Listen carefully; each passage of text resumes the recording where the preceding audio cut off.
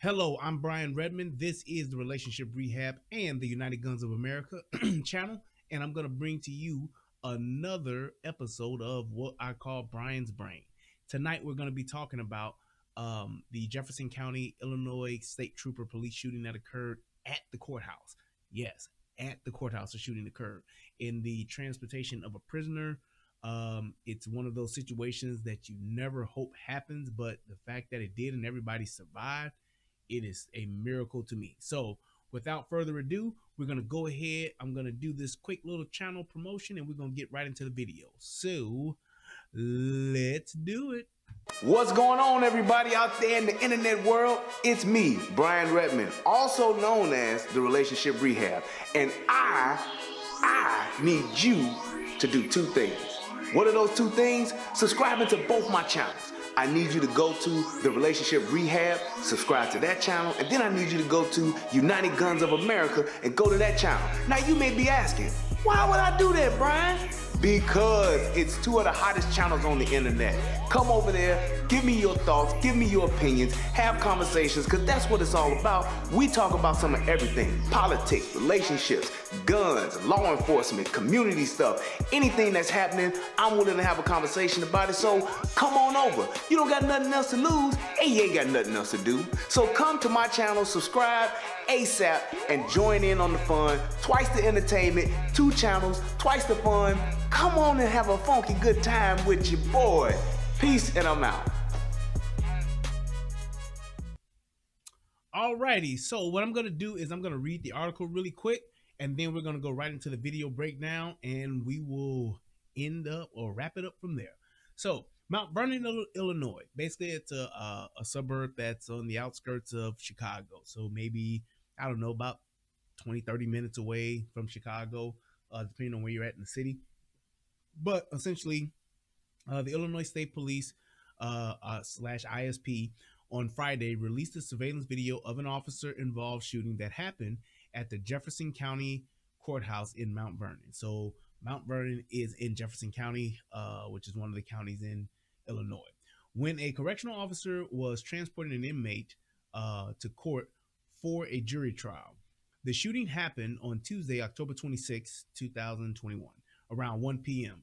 All right, so essentially what took place is in the transportation part, and what they call like the Sally port of the courthouse, which is where you bring in your inmates and transport them in back and forth, going from the jail to the courthouse or whatever the case may be.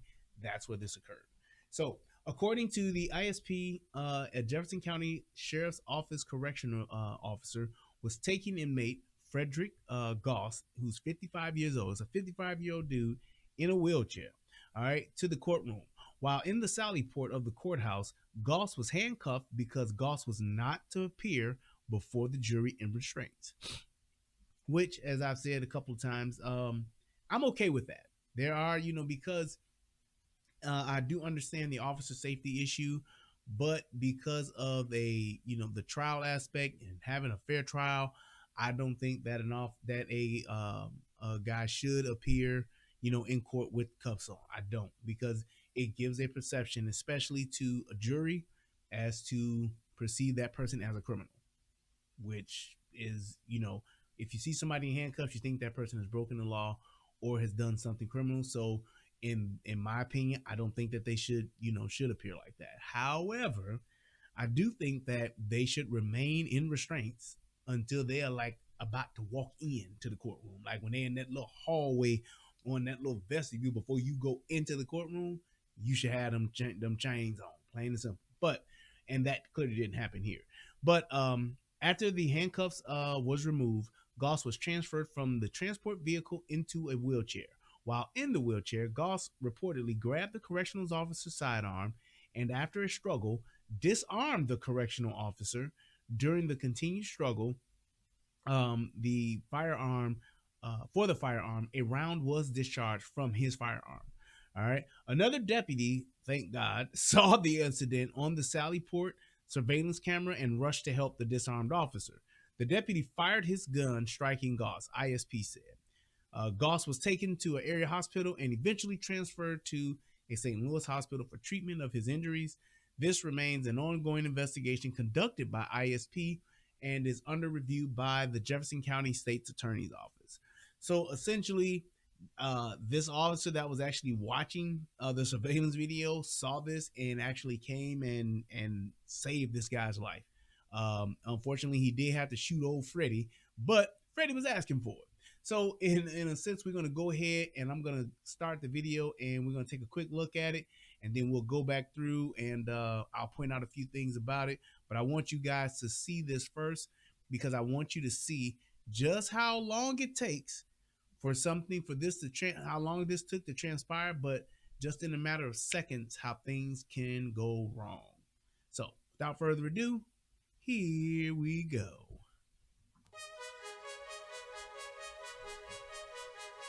So he's moving the guy around.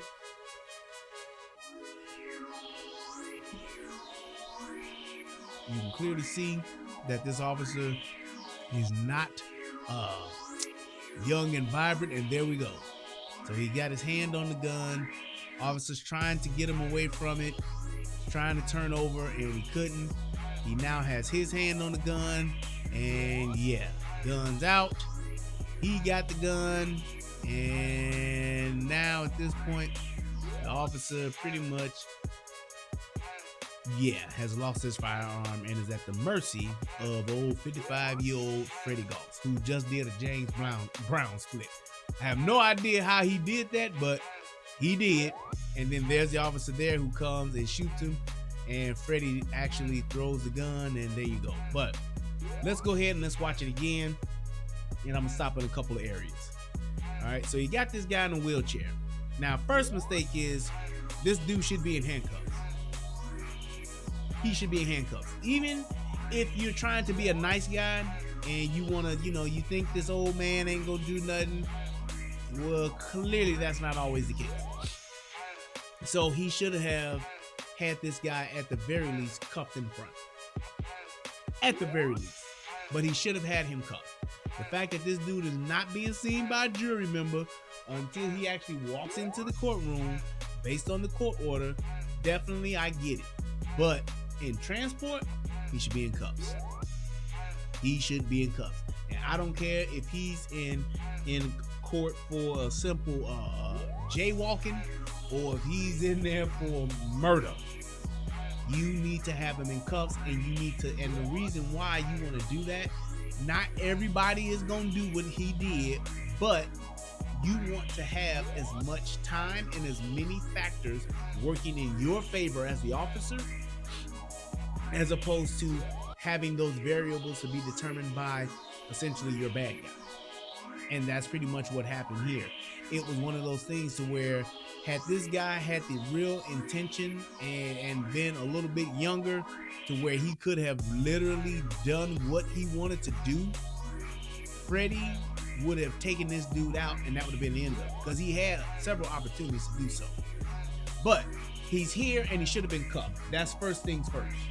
He definitely should have been cuffed. Now, let's just keep watching a little bit more. And I'm going to stop it here. You see he's pulling up his pants. Means he's not properly squared away. His belt's not tight and secured enough. Fine, whatever, I get it. But this officer, in my opinion, has that please don't look. And what I mean by the please don't look, that's please don't do anything that's going to make me have to fight for my life, have to restrain you, have to fight or tussle with you because I'm not physically built for it. I'm old, I'm tired, I'm out of shape. I'm just not for it.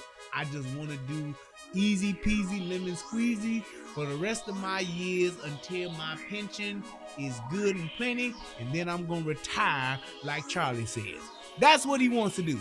But in this case, he's definitely not thinking of this guy could potentially want to fight. This guy could potentially pull something, and I get it. The other thing that I'm going to point out here is exposing your gun side. And a lot of officers do this and they don't necessarily keep this at the forefront of their head. Exposing your gun side can be very detrimental because it gives that person, that criminal, that bad guy, male or female, it gives them the visual of thinking, I could probably take that gun, or I should go for that gun, Or if I want to stop him, what I'm gonna have to do? I'm gonna have to take the gun where the gun is right there. If I could just get my hand on it, you don't want to present that gun that easily. And that's what he does.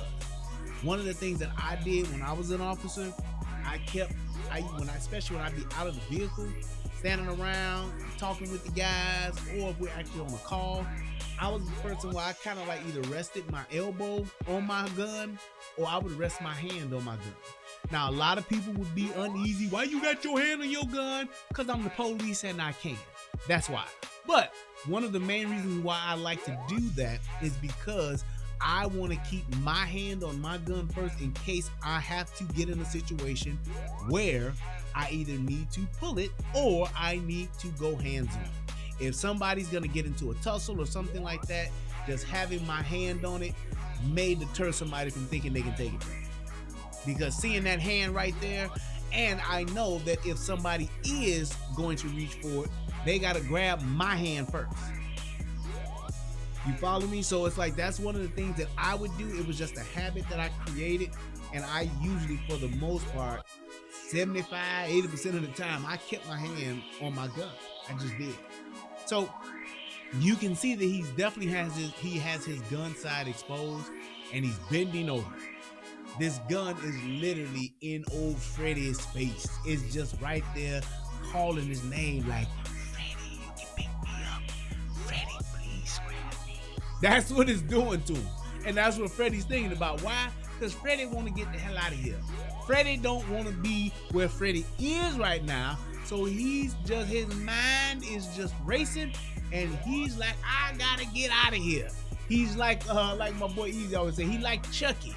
Remember when Chucky was like, gotta get out of this body? That's what Freddy is thinking right now. I gotta get out of this jail. That's what he's thinking. And he sees that gun and it presents an opportunity. He sees that our officer is not the most freshest and fittest sheriff available. So he likes his odds. Next thing you know, he's being cool, and boom, he goes for it. Now the fight is on. The fight is on. As an officer, what you should do is you should be first thing you want to do is you want to apply a quick, fast, and deliberate blow to either the arm or hand that is near your gun or to that person's face to try to disable that person. You want to try to break free. You want to bust a Michael Jackson spin move. You want to do any and everything you possibly can to break that grip that this guy has. I'm telling you, I would have tried to break that dude's arm in half. I would have gave him the hardest brachial strike, which is like right around here in this area. I would have tried to do whatever I can to break away from this guy with his hand on my gun. But he's not able to do that because he's not in shape. And he's not expecting old Freddy to do what Freddy has done. So now what is he doing? No strikes at all. He's literally trying to just get his hand around. He's actually balancing himself on the actual wheelchair. Just not good for him.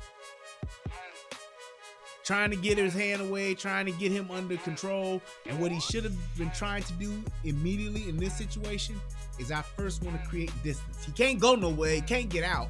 So I want to create some distance. I want to try to break away from this guy so that I can regroup. And that's just not happening. Freddy is working on it. He gives no strikes to the face. He don't try to gouge his eyes or anything. Excuse me. He doesn't try to do any of that, and that is something that you have to do.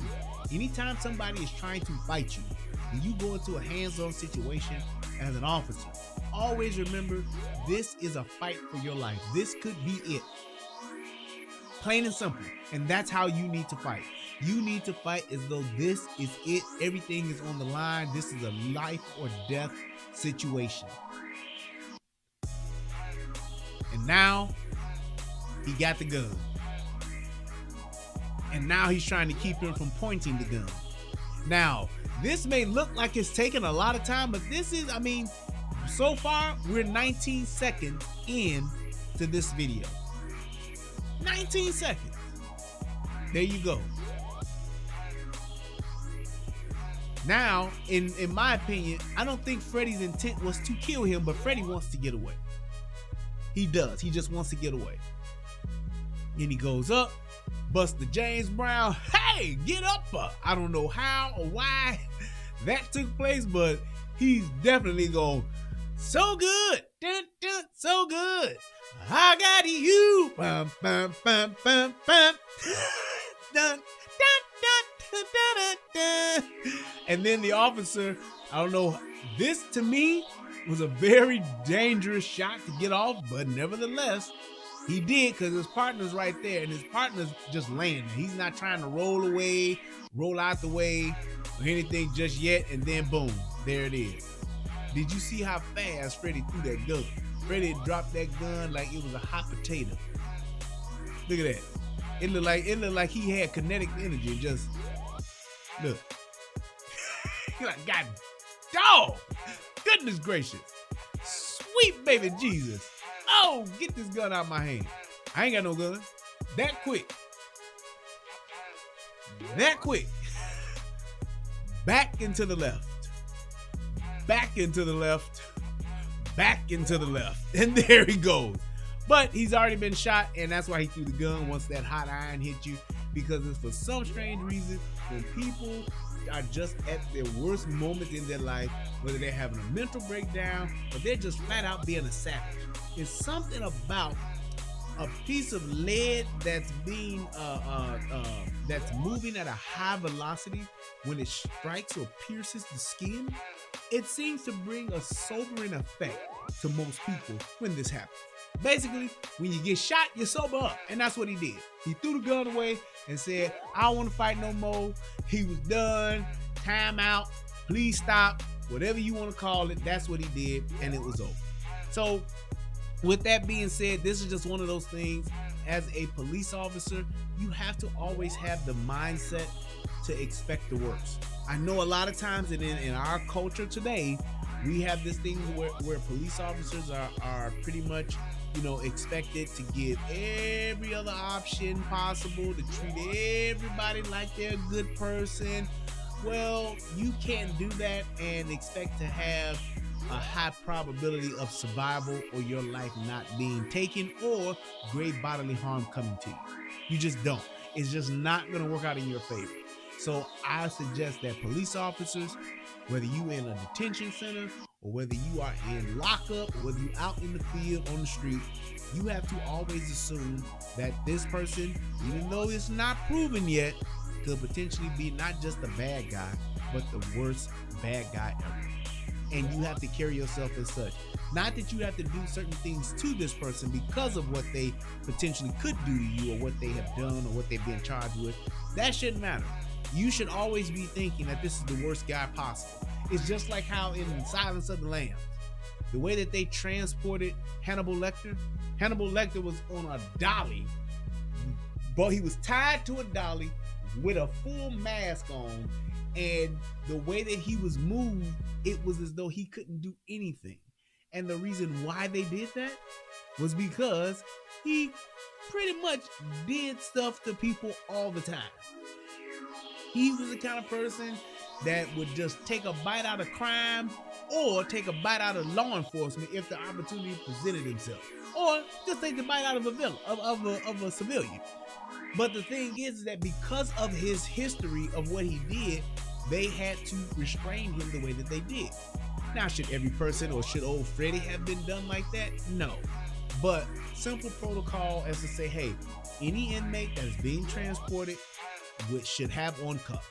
If an officer, if a person is in a wheelchair, putting those cuffs on them should not be an option. It should be mandatory. To where people say, well, man, you ain't got to put the cuffs on me, bro. I ain't gonna do nothing, man. Them cuffs hurt my arm. I know, good brother. However, policy states that we have to cuff you. So give me your wrist and hush your mouth up. That should just be how it is. That should be standard policy. You should have to have cuffs on, period. Because even if Freddy would have tried to have gotten that gun with both hands cuffed in front of him, it still would have been a problem and would have been very difficult for him to actually do what he did with that officer and to complete the mission he set out on if he's caught. Me, if it was me personally, I would have had them cuffs on him behind him just because I want to make sure. Yes, I'll help you in the wheelchair. I'll push you around myself. But I am not going to put my life in danger because I think that this person won't do nothing. He's 55. Well, you see what a 55-year-old can do. 55-year-old almost killed that man. He beat him. He definitely bested him in the tussle, but he almost killed him. And had Freddie been a killer to where, hey, I'm doing him in because I want to get out of here, or I'm going to kill him just because I want him to die, he would have been successful because there were several seconds of that officer literally just trying to, hey man, please don't shoot me. Please don't shoot me. He had to please don't look. And that's what I'm saying. You have to always be in position and be in a situation to where you can not only defend yourself, but you can make sure that you and the person that you may be transporting is not hurt. Because what if he would have accidentally discharged that weapon and it would have hit somebody? What if there would have been another officer in there? What if there would have been a janitor in there, somebody cleaning up or something like that? Anything could have happened. That bullet could have ricocheted off something and killed him or somebody else. You have to be cognizant of that. Always expect the worst, no matter what the situation is. Person can seem nice, person can seem really cool, and in a second can turn into Thanos with the snap and try to take you out of here. So you gotta keep that in mind. All law enforcement officers, keep that in mind. I don't care if you're the chief of police or if you're a mall cop. Always understand that when you're in an interaction with a person, that this person could potentially do something any second that could potentially end your life or someone else's life that's around you. This little simple guy, this guy that looked simple, he looked meek, he looked like he wouldn't hurt a fly. He almost took an officer's life just because he didn't want to go to court. He didn't want to go to jail. And there are thousands of people that are like that.